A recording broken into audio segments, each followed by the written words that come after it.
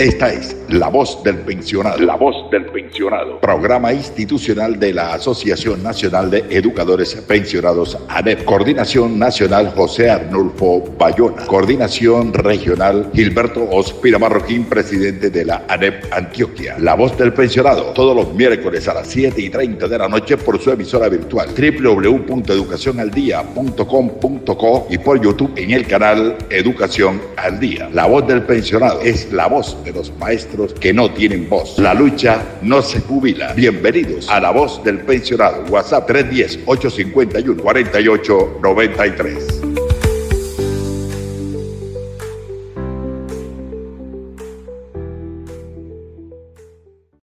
De junio del año 2026. Estamos felicitando a nuestro hijo querido Omar Enrique Arango Carbonó, quien está de cumpleaños, está de plácemes, al igual que Camilo Ruiz, nuestro directivo de la Asociación Nacional de Educadores Pensionados ANEP Regional Antioquia. El saludo cordial de Arnulfo Bayona en la dirección nacional.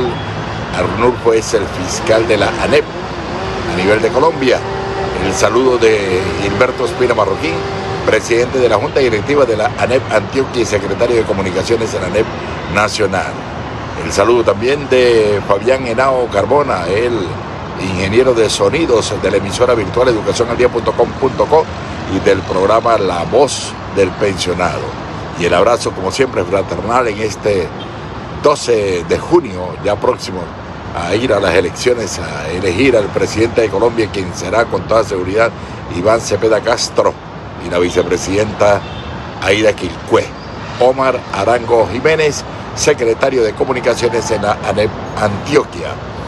Bueno, pendientes de la mesada 14, estamos escribiéndole al señor presidente del Senado, el doctor Lidio García, le estamos escribiendo a los senadores amigos para que agenden la discusión del proyecto de acto legislativo que modificaría el artículo 48 de la Constitución Nacional y que podría restituirnos fácilmente la mesada 14 a los educadores pensionados de cualquier régimen, no importa el régimen, no importa el estado de pensión de cada uno de los educadores, estaríamos recibiendo así todos la mesada 14 sin restricción alguna. Ojalá se debata en el octavo episodio el proyecto de acto legislativo que ya nos restablecería la mesada 14 a los educadores pensionados de Colombia. Estamos pendientes del pago de la prima de mitad de año. Esperemos la comunicación oficial de la FIDU Previsora. Mientras tanto, por favor, no le den poderes a los abogados para reclamar la prima de mitad de año ni la mesada 14. Esperemos a ver qué pasa en las mesas de negociaciones, de conversaciones entre FECODE y el gobierno nacional. Sean todos bienvenidos, oyentes amables, a la mejor información. Escuchemos de inmediato al compañero Saúl Peláez, quien es miembro de la ANEP, pero también director del medio alternativo Periferia, quien se nos reporta desde Samaniego, en Nariño. Y estaremos escuchando también a nuestro director nacional, José Arnulfo Bayona. Bienvenidos, oyentes amables, porque después de estas presentaciones tendremos, como siempre, el informativo Presencia, que dirige y coordina Antonio María Estrada Saldarriaga. Bienvenidos, oyentes amables, a La Voz del Pensionado. La lucha no se jubila.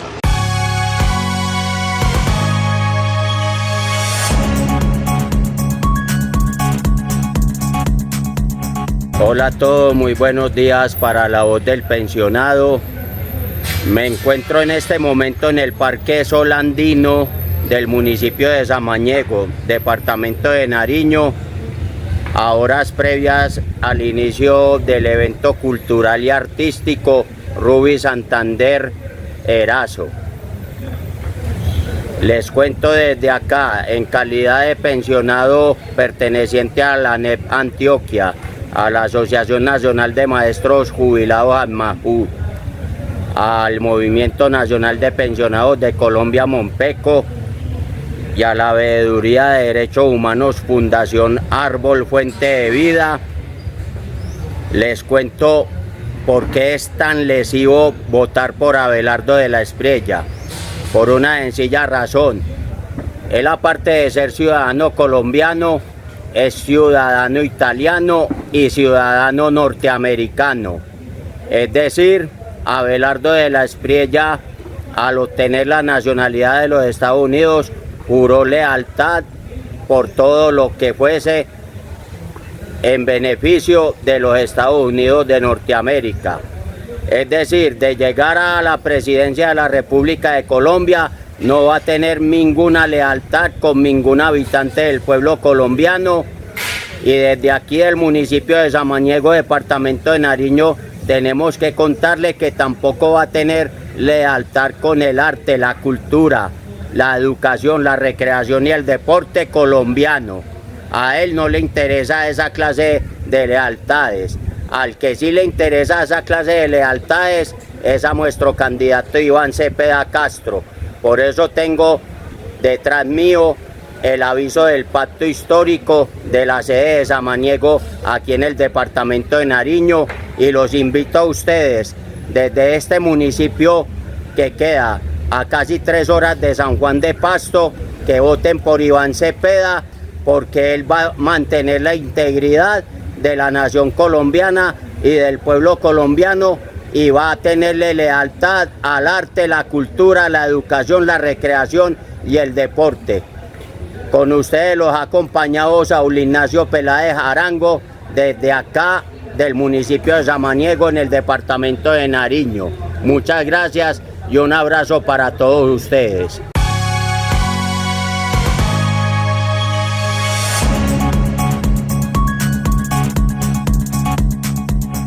Les decía que el proyecto económico y político del Matagatos, Abelardo de la Espriella, es un modelo neoliberal y neofascista.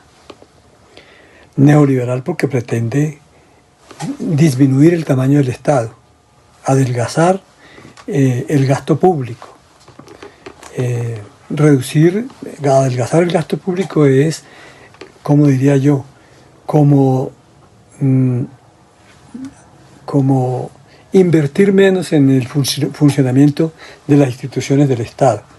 Él quiere reducir en el 40% el gasto público, y eso ¿qué quiere decir? Que van a eliminar empleos, que van a acabar con los empleos públicos, y nadie que esté trabajando como funcionario público puede estar exento o puede estar excluido de esta amenaza neoliberal de Abelardo de la Espriella. Mejor dicho, miren, 517 billones va el funcionamiento del Estado en este momento. Él quiere reducir el 40%, es decir, 220 billones menos. Pero eso significa que tienen que sacar del empleo 700.000 trabajadores públicos, funcionarios públicos. 700.000 son, sin duda alguna, 2.100.000 personas que quedarían al garete, que quedarían en la miseria, en el desempleo, sin posibilidades de ingresos, como está ocurriendo en Argentina, que echaron una cantidad muy grande de trabajadores públicos que se fueron a la miseria. Están pasando hambre. En Argentina hay una hambruna sin precedentes desde que llegó Milei, que es el modelo, que es el paradigma con el cual se declaró Abelardo un candidato outsider. Entonces, pero además tienen que eliminar instituciones estatales. Ellos dicen que van a eliminar, por ejemplo, la Agencia Nacional de Tierras, que van a eliminar la Superintendencia de Salud, la que vigila a las EPS que se han robado más de 600 billones de pesos de la salud de los colombianos. Si no hay quien los vigile, la Superintendencia de Salud estaba cumpliendo una función buena en la intervención de las EPS para que no se robaran la plata de la salud de los colombianos más pobres de este país y los trabajadores.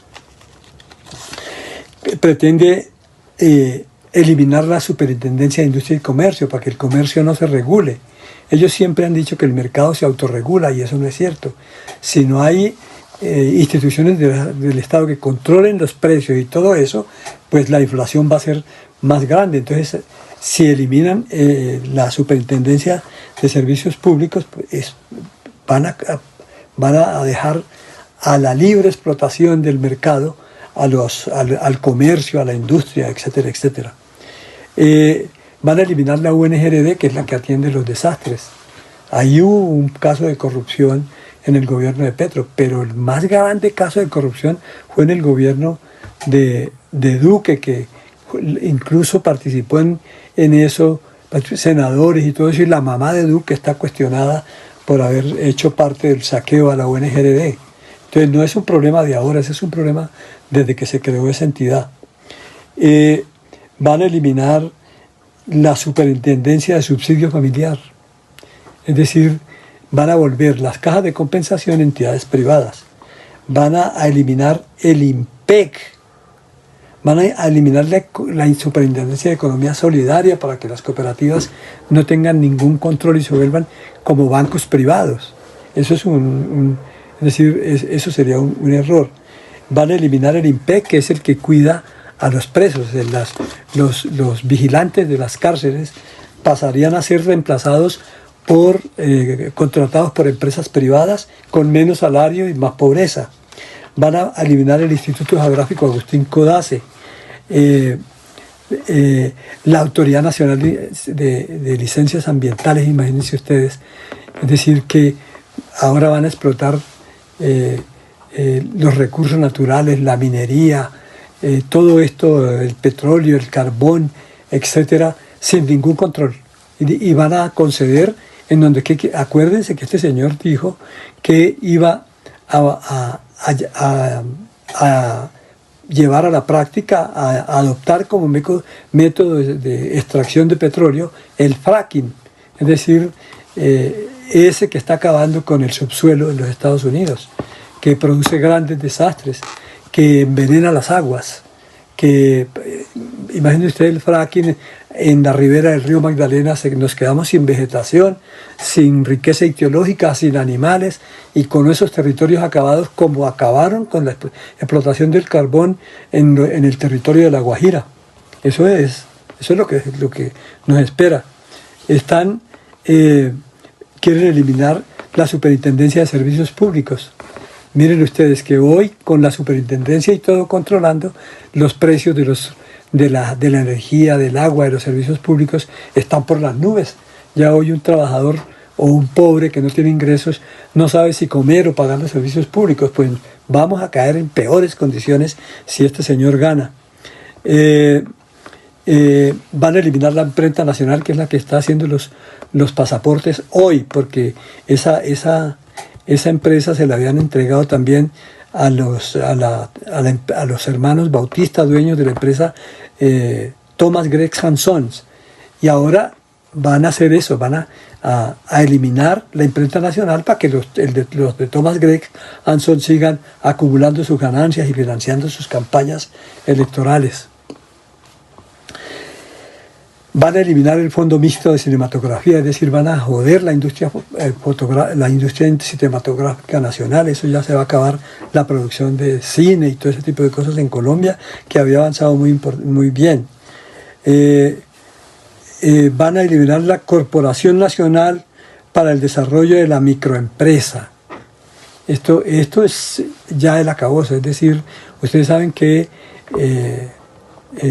los fondos públicos, muchos, y Petro creó muchos incentivos para la pequeña, la mediana y la microempresa, para que amortiguaran el cuento del salario mínimo vital para los trabajadores. Es decir, a las empresas les entregarían un subsidio, eso se va a acabar. Entonces van a acabar las administraciones de los juegos de azar, es decir, no le va a entrar más dinero al Estado por ese cuento de los impuestos por los juegos de azar. Van a privatizar el Banco Agrario, Finagro, Findeter, Fiduprevisora, es decir, el pago de nuestra salud y de las prestaciones sociales del magisterio va a quedar en manos privadas. Van a privatizar Satena, que reactivó Petro, van a privatizar ISA, RTBC, van a privatizar las electrificadoras departamentales, como lo hizo el presidente Uribe, que acabó con eso y se robó la plata. Bueno, es decir, es un modelo neoliberal y neofascista, porque este tipo ha dicho que va a estripar la izquierda, que va a acabar con los hospitales públicos y los va a convertir en cárceles, en megacárceles como las de El Salvador, que va a acabar con la educación pública, que el que quiera tener educación para sus hijos, que pague. Bueno, todo esto es el reto que tenemos y ustedes tendrán que decir cómo hacemos.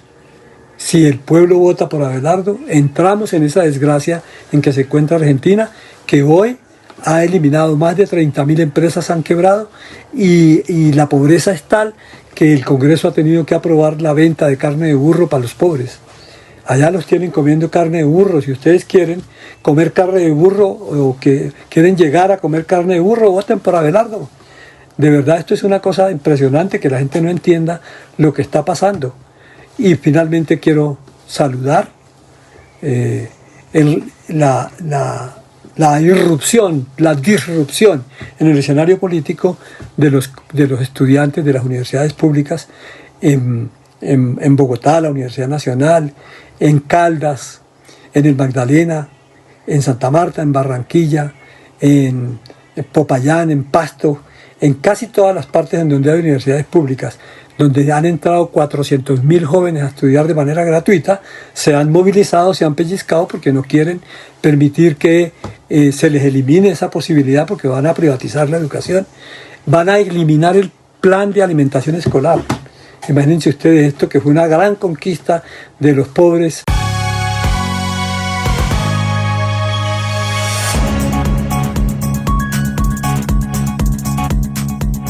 Somos Fredonia Televisión, Informativo Presencia.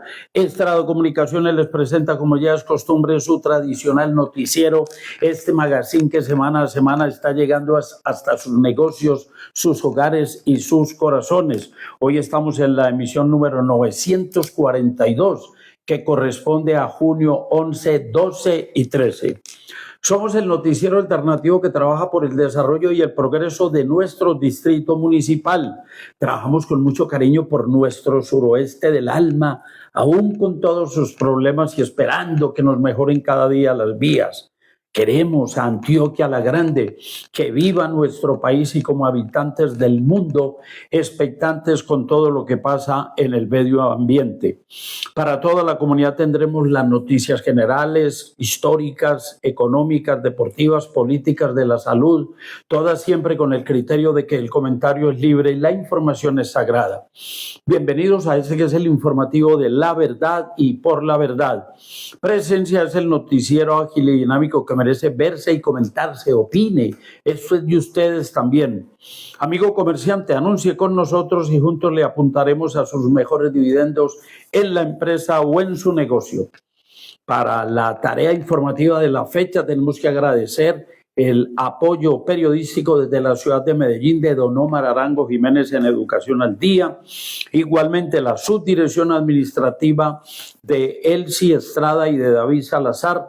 La parte técnica profesional es de Verónica Marcela Marulanda Fernández y la dirección general de este amigo de ustedes, Antonio Estrada Saldarriaga, miembro del Círculo de Periodistas y Comunicadores Sociales de Antioquia y del Club de la Prensa de la ciudad de Medellín. La dirección, como siempre, es de este amigo de ustedes, pues, Antonio Estrada, que les agradezco infinitamente. El reporte de sintonía todos los días, maravilloso. De igual manera, les agradecemos el apoyo y la sintonía en el noticiero de Radio Santa Bárbara, Radio Suroeste de Concordia, las noticias en Farallones Estéreo de La Pintada y, además, en Cerros Estéreo del municipio de Fredonia. Y no, todos los días uno más satisfecho porque en el programa que tenemos también en Cerros Estéreo, La Historia y Contando Historias, que es los martes a las 5 de la tarde. Bueno, en el día de ayer el último ya llevaba por encima de 1.500 visitas. Ustedes nos hacen venir a trabajar con todo el cariño para llegarles con muchas notas y con muchas opiniones. Bueno, la vez pasada les estuve hablando de un libro muy importante que en la historia de Colombia deja de ser un estar genuflexo y repitiendo los mismos elementos de una literatura que de pronto no avanzada, y hay un hombre que tiene una ruptura muy fuerte en la literatura colombiana y es José María Vargas Vila.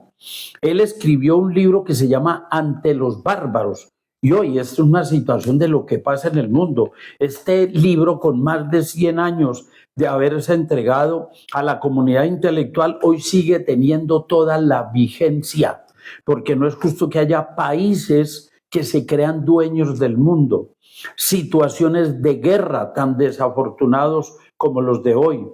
En este inicio, pues incluso en el tratamiento de este tema, celebro la llegada de mi amigo Julián Salgado, un hombre residente en Itagüí, que estuvo y hace poco acaba de llegar a Colombia de la guerra entre Ucrania y Rusia, donde engañan a la gente, donde no le cumplen, y muy doloroso tenerse uno que ir como hombre a luchar por una patria que no es la de uno. Entonces, en ese libro tengo que decirles que Vargas Vila, por encima de todo, defendía las libertades públicas con sus palabras, porque era fuerte, envueltas en rayos, en truenos, en centellas, sin buscar sus fundamentos sociales, políticos y jurídicos que no le importaban, porque para él lo primero era el estilo literario, pero se iba con su capacidad a husmear esas situaciones de la política nacional e internacional. Ante los bárbaros, el yanqui, he ahí el enemigo, decía él. Se debe estudiar como un libelo lleno de palabras que encierra un grito de guerra contra un enemigo, el imperialismo norteamericano, que desde fines del siglo XIX se apoderaba de las tierras libertadas por Simón Bolívar, por José de San Martín, por O'Higgins y por tantos luchadores que no podemos mencionar, donde no solo fueron ellos, fue el pueblo, el pueblo de indios, de criollos, de negros, de mestizos. Entonces logramos la independencia de los españoles, pero caemos bajo el yugo de los norteamericanos. La obra de Vargas Vila es un estudio sobre el imperialismo norteamericano desde un punto de vista económico, político, social, y es toda una denuncia literaria contra el enemigo mayor de los pueblos del mundo a partir del siglo XX, y es del mundo. Mire la guerra en Irán, mire el problema con Venezuela, mire el enfrentamiento con los países nórdicos cuando ellos se quieren apoderar de Groenlandia, cuando quiere tomarse más de México, fuera de todo lo que se ha tomado. Esto es lo que ha querido infortunadamente Estados Unidos. Toda la literatura y toda la política anti-yanqui de los últimos 5 lustros en América, dice, emanan de mis ideas, de mis teorías y de mis pasiones que forman este libro. Dice él, en gran parte tuvo razón al escribir estas palabras, porque él fue uno de los pioneros en Colombia en asumir una posición erguida frente al extranjero y a la defensa de lo nuestro. Sin lugar a dudas, y dicen ya pues los comentaristas literarios, Vargas Vila fue un virtuoso de la diatriba. Él escribía y era tunante, el vituperio, tanto que ese gran genio de Jorge Luis Borges, el argentino, dijo que era el autor de la injuria más espléndida. No lo dijo nadie, no lo dijo ningún loco, no. Uno de los hombres que infortunadamente se murió sin que le dieran el Premio Nobel de Literatura. Dice, es el autor de la injuria más espléndida que él había conocido en la lengua castellana. Y Rubén Darío, el gran poeta de Metapa, Nicaragua, lo consideró como luminosa diestra de Víctor Hugo si hubiera nacido en Francia. Bueno, son palabras mayores los homenajes que le hacen a José María Vargas Vila estos hombres, y hoy sí que tenemos que estar pendientes de defender lo nuestro. Qué dolor lo que pasa en Venezuela, donde dice, ahí el presidente seguramente fuera yo si hubieran elecciones. Eso lo dice Trump. Eso es una ofensa. No, que a nosotros nos vengan a gobernar un tipo del Perú. Oh, eso ya pasó de moda. O Maximiliano, que fue el emperador de México. No más a los extranjeros gobernando nuestros países. En su informativo presencia estamos gracias a Operadores de Servicios Operambiente, que es educación ambiental para la gente. pague oportunamente estos servicios y bueno, disfrute de lo que es una gran empresa. Le presentamos un saludo muy especial a todos los amigos comerciantes en el edificio del café, empezando por Humberto Rodríguez Ocampo y doña Berta Restrepo. Allí la mejor calidad y la mejor tertulia, y de igual manera ideas con amor a Fredonia para sus eventos y fiestas. No olvide, le hacemos todo tipo de decoraciones. Llámenos, Luz Adriana Ramírez García, en el celular 313-310-2949. Bueno, algunas personas quedaron encantados con el tema anterior cuando hablábamos de buenos presidentes bebedores de los que ha tenido Colombia, pero eso no es solamente Colombia, no, eso pasaba en Francia también, en la época de los reyes, eso pasaba también en Rusia, en la época de los zares, y eso ha pasado también en Estados Unidos, donde ha habido presidente que, como diría un amigo mío, les encantaba el chupe. Bueno, eso no es ningún problema. Ahora, en Colombia hemos tenido muchísimos intelectuales, hombres de letras, periodistas. Bueno, las personas de mayor edad pueden recordar al radioperiódico Clarín. Bueno, esta gente salía de Radiovisión y se iban a un negocio cercano a aplicarse los aguardientes y a celebrar lo bien que les había ido en la emisión específica de ese noticiero. Bueno, en Antioquia, en Colombia, hemos tenido unos intelectuales muy célebres bebedores. Por ejemplo, el ingeniero antioqueño José María Villa, bueno, una lumbre de los ingenieros más grandes que ha parido este país. Recordemos, él hizo el Puente de Occidente, allí en Santa Fe de Antioquia. Esa obra majestuosa que llevó a que José María Villa después fuera contratado como ingeniero en Brooklyn, en los Estados Unidos. Él hizo el puente que hay antes de este en Puente Iglesias que comunica Fredonia con Jericó. Por eso se llama Puente Iglesias o Puente de la Iglesia, por la belleza y la calidad de esta obra. Él fue otro insigne militante de la secta dionisíaca, dotado de un talento extraordinario para el cálculo estructural y para el diseño de obras civiles. Villa, quien dirigió y efectuó obras de la ingeniería colombiana como el puente que les hacía alusión, en una de las más grandes creaciones de la inteligencia matemática en América. Le encantaba el traguito. Él era trabajando y aplicándoselos, y por la noche a parrandas, pero como él también era músico, pues acababa de completar la fiesta con buena música. El pintor medellinense Horacio Longas, que aparece en muchas obras, es uno de los mejores hombres en los pinceles que ha dado el departamento de Antioquia en toda su historia.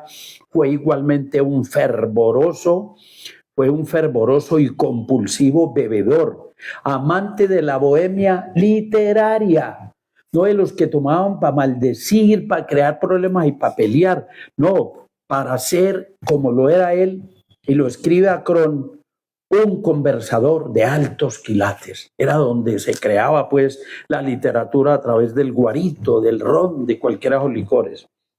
Don F. Gómez, muy paisano de la gente de Fredonia, muy querido.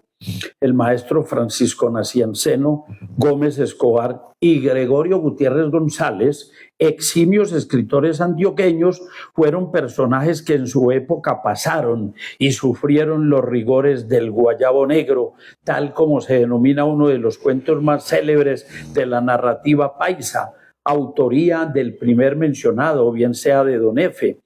El bate de las memorias del cultivo del maíz en Antioquia, o bien sea el hombre de las tres Gs, Gregorio Gutiérrez González, aquel que le dedicaba un poema a Juli que decía que en el sepulcro nuestros cuerpos moren bajo una misma lápida los dos. No es lo que dice Verónica, no pensando en otras cosas. Y de otros poemas famosos como Aures, ese que dice de peñón en peñón turbia saltando las aguas de Aures descender se ven. Es una cosa muy linda. Ese hombre de la ceja, cuando vayan a la iglesia de la ceja, de la iglesia central en el parque, vayan y busquen, allá está la tumba donde están Gregorio y Julia junticos. Entonces, mire lo que él quería, se lo dieron. Don Gregorio falleció a la temprana edad de 46 años y fue otro bohemio que dejó importantes recuerdos en los tertuliaderos más animados de Medellín. Otro paisano nuestro de aquí muy cercano, de Valparaíso, pero que vivió en Fredonia, que aquí fue registrador del Estado Civil, un hombre muy apuesto, diario se vestía cachaco, cambiaba a veces de ropa 2 veces al día, con un sombrero muy elegante, faltaba su bonita y luciente corbata, y dicen que se aplicaba algo en los pómulos, porque él era muy enjuto, muy delgado, entonces él quería parecer como cachetón. Bueno, Libardo Parra Toro, más conocido como Tartarín Moreira, fue todo un personaje del viejo Medellín, dipsómano, irredento, este bohemio enjuto y macilento, pero macilento, así decían, lo utilizaban mucho de término los viejos, ¿no? Era un flacuchento. Compuso o escribió numerosas piezas musicales con arreglos de solfeo, como los que le hacía el maestro Carlos Vieco, que ha compuesto pues, muchas canciones y es el autor de muchos himnos de colegios y de municipios.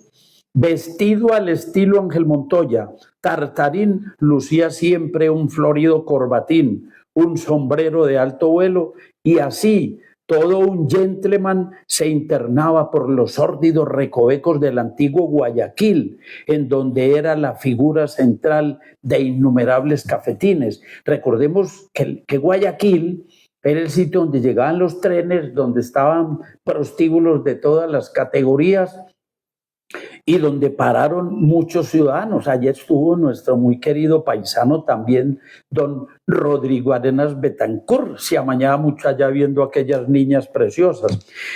Tartarín Moreira fue un famoso detective, de él se conocen varias anécdotas simpáticas, siempre entre constantes libaciones de ansiados rones. Fue ciertamente un célebre bebedor de mucha enjundia. Otro muy importante, el Caratejo Santiago Vélez Escobar. No, es que los otros apellidos casi no se dicen. Simplemente dicen el Caratejo Vélez, otro miembro de la religión de la ebriedad. Fue un consumado repentista que hacía con sus charlas las delicias de la concurrencia en los cafés bohemios de Medellín de los años 40 y 50. La letra de esa belleza de bambuco, al calor de tu afecto. Es ese que decía, al calor de tu afecto, linda morena. Eso es de su inspiración, al igual que otros aires vernáculos. Juan Roca Lemus, un gran distinguido periodista conocido como Rubayata, un gran intelectual, gran poeta, una pluma fina, poseedor de una vastísima erudición universal, un hombre que tenía una biblioteca en la cabeza. Lo mismo se podía decir del poeta Jorge Montoya Toro. Allí puede estar también el Bate González, un hombre gran músico, gran poeta. Muchos en el colombiano recuerdan las caricaturas de Luis Fernando Vélez F. Bueno, ellos entre el humorista Mario Jaramillo, el Bate González y Vélez F conformaron un trío de pertinaces bebedores que hicieron historia en los anales de la ebriedad local de Medellín. Bueno, ahí seguimos encontrando una serie de personajes y ahora les voy a contar de otro, no sin antes decirles, bueno, la gente anda expectativa, que nos van a reaccionar, que tenemos por fortuna hoy un almacenamiento en nuestras grandes centrales hidroeléctricas del 72%, pero nos dicen, necesitamos tener el 80% para que esto no nos pase. Ahora, vienen jugando con unas fechas. Hombre, es que de los meses ya de mayo, junio y julio, esto va a estar aquí muy fregado con el fenómeno del niño. Y hay una gente que dice, bueno, yo no creo a eso. Otros dicen, yo medio les creo. Unos dicen, eso no los hay, mete arriba. Eso no los hay, no mi Dios. Algunos estábamos ya esperando que desde junio se diera ese fenómeno. Sin embargo, los que estudian esto, los científicos, yo los respeto, hay que prestarle atención. Hay algunos que dicen, no, eso va a arrancar es a mediados de junio. Entonces, bueno, lo vamos a esperar. Es bueno tener, porque a veces hay confusión, bueno, ¿y cuál es la vaina? Que el fenómeno del niño y que el fenómeno de la niña, es que yo no entiendo eso. Queremos claridad. Bueno, son dos fenómenos que se oponen en el Océano Pacífico y pueden tener un impacto en la meteorología, los incendios forestales, los ecosistemas y la economía. Y recuerden que nosotros el Océano Pacífico lo que tenemos aquí pegado. enseguida al departamento del Chocó. El Niño es el calentamiento de la superficie del océano. La parte de arriba se pega una recalentada, la de encima. Dice, su nombre se debe a que el fenómeno se produce generalmente en diciembre. Y entonces, ¿qué pasa? Que los vientos alisios se debilitan, vienen algunas intensas lluvias y se da un invierno más cálido, pero lo claro es que la superficie está caliente y el agua fría va por debajo. El Niño, ese fenómeno puede causar sequías en muchas partes del mundo. Las aguas cálidas se acumulan en la superficie e infortunadamente, oigan lo que pasa, y por eso hasta los mismos animales nos cuentan que esto está pasando. Los peces emigran o se mueren. Esas altas temperaturas no les sirven. Ahora, el fenómeno de la Niña dura entre 9 meses y varios años y se repite cada 2 o 7 años. La Niña se produce igualmente un año después o 2 de que se dé el fenómeno del Niño. Entonces dice que hay un enfriamiento de la superficie del océano, conocido también como fase antiniño o el viejo. Dicen algunos, el fenómeno de la Niña es más frío, tiene más lluvia, porque la Niña es más miona, dicen algunos.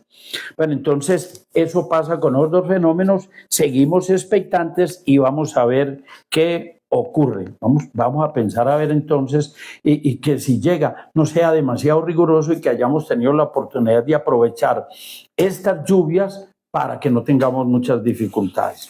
Les cuento que el municipio de Fredonia a partir del día viernes, sábado y domingo va a tener la visita del señor obispo de la localidad. Para nosotros, que es el de Caldas, Fredonia pertenece a la diócesis de Caldas, el muy distinguido obispo es un hombre de buenas maneras, es muy querido, muy sencillo, el obispo Fernando, y nos dicen que por primera vez un obispo en Fredonia va a celebrar en la zona rural. Lo va a hacer en la caseta de la vereda El Mango, que queda en los límites con Santa Bárbara. Porque yo haciendo un estudio que va a salir en la próxima revista, bueno, a propósito, hoy estamos de cumpleaños, hoy jueves, Félix Henao Botero fue el primer arzobispo que vino a Medellín, y que celebró Eucaristía en este municipio. Eso, por supuesto, fue a principios del siglo pasado. Tengo para contarles que a 11 de junio de 2026 el Centro de Historia de Fredonia está cumpliendo 43 años, que este Centro de Historia contó en su nacimiento con personajes muy importantes como Joaquín Pérez Villa, que fue secretario de Educación, de Jaime Sierra García. El primer presidente fue don Ernesto Barrientos Díez. Bueno, él ya lleva sus años que se murió y desde hace 18 años el presidente del Centro de Historia de Fredonia es Antonio Estrada Saldarriaga. Agradecemos muchas comunicaciones que nos han llegado, entre ellas el de la profesora Lucía Peláez Vélez, una cosa muy bella. Agradezco los saludos del Centro de Historia de Pueblo Rico, de Amagá, del Centro de Historia de Liborina, de la Academia Antioqueña de Historia. Bueno, dicen, preservar la historia es conservar el alma de un pueblo. Esto nos lo dice Carlos Augusto Bedoya Hoyos y el alcalde de Fredonia. En este nuevo aniversario, la Oficina de Turismo Municipal le extiende una felicitación al Centro de Historia de Fredonia. Reconocemos y agradecemos su invaluable labor para nuestro municipio. Bueno, mil gracias a ellos dos que nos hacen este reconocimiento. Y hoy se creó oficialmente una gran entidad, se llama Mesa de Turismo del municipio de Fredonia, la Mesa de Turismo. Y nos están diciendo pues que somos miembros activos de la fundación, gracias al señor alcalde. Bueno, allá nos hicieron muchos reconocimientos también al Centro de Historia, y Fredonia quería hacer un turismo distinto. Fredonia no quería hacer un turismo de cagajón, un turismo que azote, que acabe nuestra madre naturaleza y que acabe los municipios, un turismo de ricos, que compran la comida en los grandes supermercados de Medellín y viene a dejar en los municipios la basura. No, queremos un turismo académico. Ahí dijo el alcalde, ya ese parque lo voy a terminar, Parque Internacional de las Esculturas. Ya están unas obras de arenas de Gustavo Vélez, de Julio Martín Maldonado, de Guillermo Sánchez Betancourt, de Ramón Elías Betancourt, y esperamos algunas obras que nos llegarían del nivel internacional. Entonces, bueno, hoy conjugamos todas estas cosas maravillosas para decir que Fredonia quiere un turismo cultural, académico, intelectual y de protección del medio ambiente, por lo que también luchan en Jericó, donde tenemos mucho para que nos enseñen y para aprenderles, mucho para aprenderle a Santa Fe de Antioquia, mucho para aprenderle al municipio de Jardín, a municipios del oriente tan bellos, limpios, aseados. En Fredonia ya se ha iniciado también otro proceso que tiene el alcalde muy comprometido, y es la señalización y mejor manejo del espacio público, que creíamos que para eterna memoria éramos reyes del desorden. Les cuento que en la historia muy de este municipio, yo hablo de él porque desde aquí origino, en mayo 3 de 1830 el obispo de Antioquia, Fray Mariano Garnica y Dorjuela, rindió homenaje negativo a la creación de la parroquia de Guarcitos, así se llamó Fredonia originalmente, aduciendo que al segregar los 5 territorios más importantes que se le quitaban a Magá para crear aquí la parroquia y el municipio, esos al quitarle los territorios de Sinifaná, Cerro Bravo, Guarcitos, Isletas de Túnez y Combia, no le quedaría al cura de Amagá con qué vivir. Pobrecito, se nos iba a morir de hambre. Entonces, un mes después, a junio 28, estamos en el mes de junio de 1830, hace 96 años, los vecinos notables de Guarcitos se comprometieron a ajustar lo que quedaría faltando al cura de Amagá para su sustento. Dijo, no, aquí le damos la comidita al cura, tranquilo, y no tiene, de aquí de Fredonia le mandamos. Entonces, por eso el obispo empezó a aflojar. Colombia necesita un presidente equilibrado, serio y tolerante. Este próximo 21 vota Iván Cepeda, presidente. Esta es publicidad política pagada. En otro orden de la información, tenemos un informe de la Registraduría del Estado Civil enviado a los funcionarios. Esto lo firma la profesional Elizabeth Cano y dice: atención jurados de votación, este 21 de junio vuelven a ser convocados en las urnas. Si usted fue jurado en la primera vuelta presidencial, también lo será en la segunda, y que quede claro, lo esperamos en el mismo puesto y en la misma mesa de votación. Muy importante esto, porque hay gente que anda como medio desentonada. No, es que yo voy a esperar a ver si me llaman. No, señor, usted ya está automáticamente nombrado.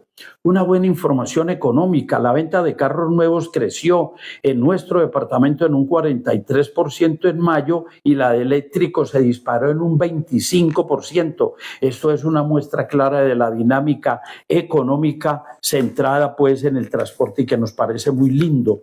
Ojo con lo de la salud, siempre aquí procuramos porque no se nos pierda este momento. Vaya pues, doña Leisa Ramírez, muy buenos los comentarios de esta semana, y usted se apuntala muy bien a orientarme en salud y en hacer un análisis claro. Estamos saludando pues a muchas personas que están con nosotros, al señor párroco de Fredonia, Alejandro Puerta Estrada. Estamos saludando al padre Carlos Manuel Arenas de Fredonia, pero es el párroco ya nombrado para Amagá. También gran oyente a Gustavo Vélez en Italia, Lucía Peláez Vélez en la ciudad de Medellín, don Omar Arango en Medellín. Saludamos igualmente a don Germán, el rector, en Caucasia. El saludo para el amigo Luisito, el amigo delegado de los maestros de Turbo en el comité regional. Le encanta. Al profe Orgel Doval en el Liceo Caucasia.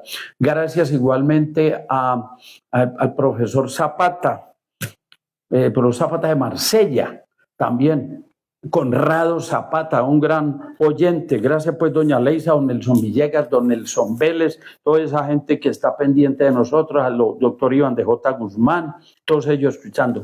Ojo que el corazón humano no solo late, ese corazón siente, y por ahí nos morimos, pero siente, y no necesariamente es por echarle mala comida o por echarle licor. No, morir de tristeza a los 56 años es un caso que se ha registrado Y después de leerse a Marjani Satrapi, la ilustradora iraní que lograron pues descubrirla después en el 2002, gracias a un libro de historias como el de Persépolis, se dice que esta mujer no fue capaz de soportar el dolor del fallecimiento de su esposo Matías Ripp, y ella también se apagó. Parece que la mató la tristeza. Los psicólogos dicen que el duelo no ocurre únicamente en la mente, sino que también deja huella en el organismo. Ojo, con el dolor por la pérdida se activan las zonas cerebrales vinculadas a la parte física de nuestro organismo, lo que se convierte en una inmensa fuente de estrés. Incluso se pueden llegar a acelerar procesos de enfermedades debido a este proceso de desgaste. En el mundo de la cardiología se sabe que una condición médica conocida como miocardía de Takotsubo o síndrome del corazón roto. Uy, carajo, miren el nombre que le dan. Se trata de una alteración temporal del funcionamiento cardíaco que puede aparecer después de acontecimientos emocionales intensos como la muerte de un ser querido o la ruptura afectiva.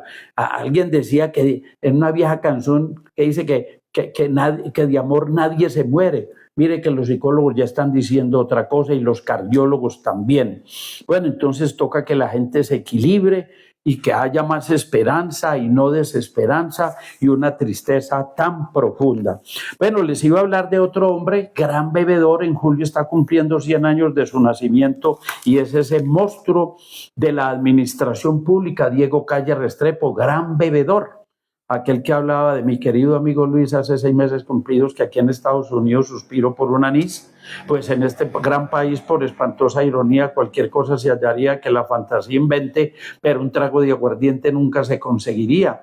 Qué dolor, qué desencanto me tiene en el alma presa unos Andes de tristeza y un Magdalena de llanto, fuera menos mi quebranto y mi mal menos doliente si tuviera el aliciente que es propio de los varones, un farallón de limones y un atrato de aguardientes. Este hombre tan importante fue el que le tocó hacer desaparecer al Peñol, el que creó esa gran obra que hoy nos tiene con buena energía.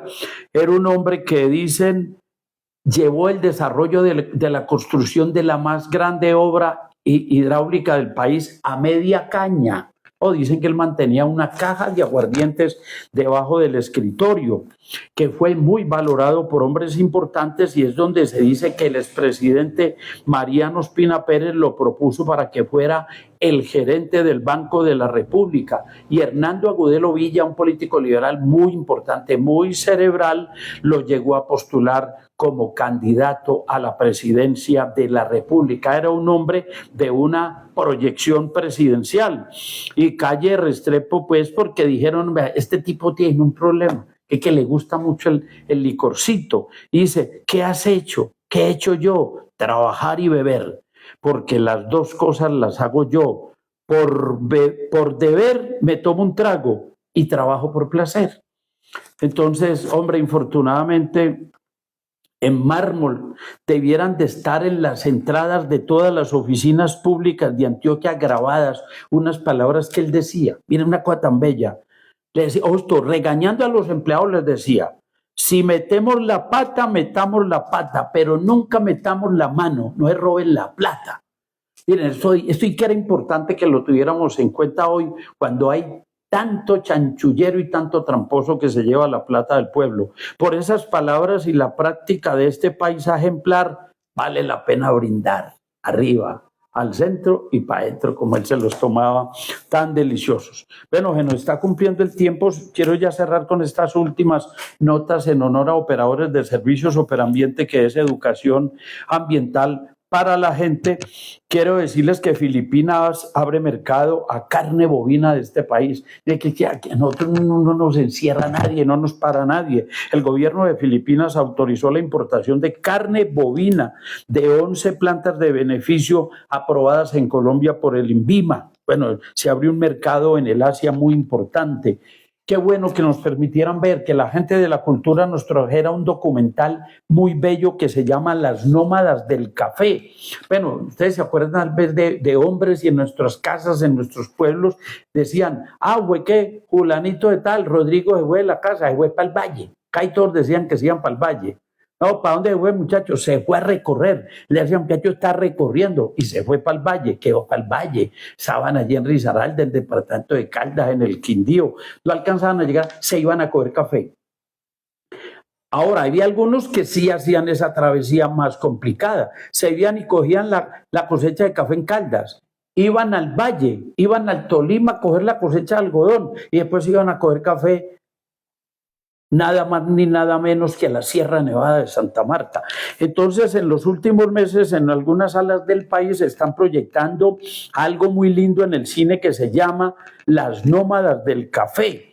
Y son unos personajes que cumplían esos itinerarios andariegos, pero aquí le hacen homenaje a las mujeres y hay una mujer pues que aparece de personaje central. Ya en Medellín la han estado presentando y la andariega sigue la vida de María Yesenia Herrera Benítez, más conocida como Chena, una joven de 26 años que, al igual que miles de personas, hacen parte de la diáspora campesina que durante el año van viajando de un lugar a otro para recoger café. En Medellín han estado presentándola en el Museo de Arte de Medellín, en el MAM, y en el Centro Colombo Americano. Entonces, muy importante. Estamos felicitando, invitando a la gente de Tarso para que disfruten del torneo de baloncesto que se cumple en este fin de semana, que ha arrancado jueves y todo el fin de semana. Santa Bárbara pues terminó el torneo intermunicipal Copa Suroeste de Fútbol Sala, donde en masculino sub-17 el campeón fue Angelópolis,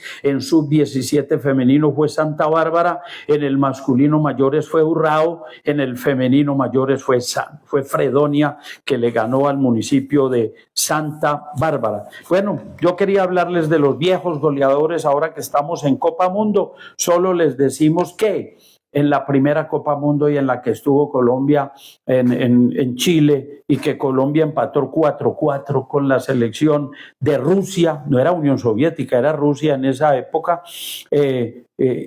frente a Uruguay. El primer gol lo hizo el Cobo Zuluaga, el segundo gol lo hizo Germán el Cuca Aceros, el tercero lo hizo Marcos Col, que fue un gol olímpico, y el último lo hizo mi tocayo Antonio José Rada, Toño Rada, el hombre que más duro ha pateado tal vez en toda la historia del fútbol colombiano. Dicen que una vez metió al arquero mexicano Antonio Carvajal del arco, lo metió con pelota y todo. Colombia necesita un presidente equilibrado, serio y con proyectos de cambio. Vote bien, Iván Cepeda, presidente.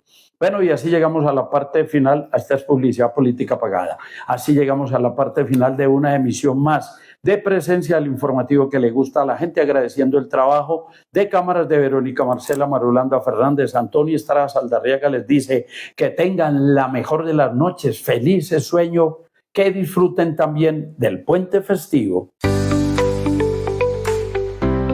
Esta es La Voz del Pensionado. La Voz del Pensionado. Programa institucional de la Asociación Nacional de Educadores Pensionados ANEP. Coordinación Nacional José Arnulfo Bayona. Coordinación Regional Gilberto Ospina Marroquín, presidente de la ANEP Antioquia. La Voz del Pensionado. Todos los miércoles a las 7:30 de la noche por su emisora virtual www.educacionaldia.com.co y por YouTube en el canal Educación al Día. La Voz del Pensionado es la voz de los maestros que no tienen voz. La lucha no se jubila. Bienvenidos a La Voz del Pensionado. WhatsApp 310-851-4893.